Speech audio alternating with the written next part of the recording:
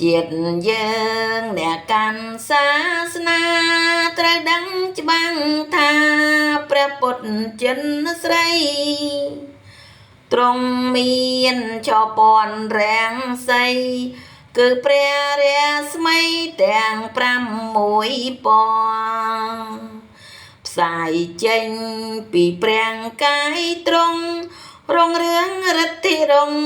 ប្រសើរបវរឆ្វៀលច្បាត់កាយឆើតចាយល្អទាំង6ពណ៌ស្រស់ល្អសោភា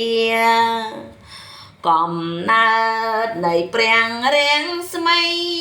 កើតដោយបារមីនៃព្រះកវី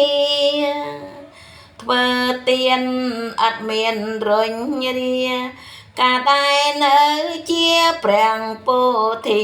សត្វរាំងស្មីពណ៌ខៀវនោះណាកាច់គានេត្រាទ្រង់ដោយចិត្តកាត់ធ្វើទានដល់អនព្រាមពិតកាលនៅជាក្សត្រនាមស្រីពេញរៀងរាំងស្មីពណ៌លឿងនោះណាកាដែរទ្រង់អាសាញ់ផែធ្វើមៀងបាត់ពុតទ្រង់ភ្លឺល្អ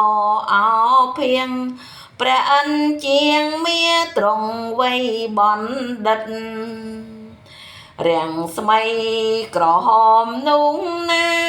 កាដែរមេត្តាពោះខំស្លាប់ពិតបទុំសុបដោជីវិតកាត់បេងដងបិទធ្វើថ្នាំមេត្តារាំងស្មីពណ៌សសុទ្ធសាទកាដែរព្រះបាត់វេសិនដកសន្ត្រាឲ្យទៀនដំរីសោភាដែលព្រាមប្រាថ្នាយកពោធិញ្ញាណរាំងស្មីពណ៌ដូចជើងហង្ស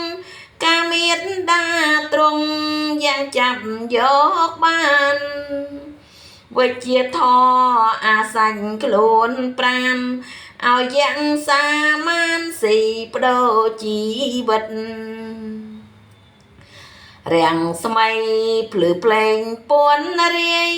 កាជាតុនសាយឈ្មោះសំបណ្ឌិតឲ្យទៀន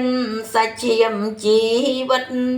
ដល់អនព្រាមពិតថាអត់អាហារាំងស្មី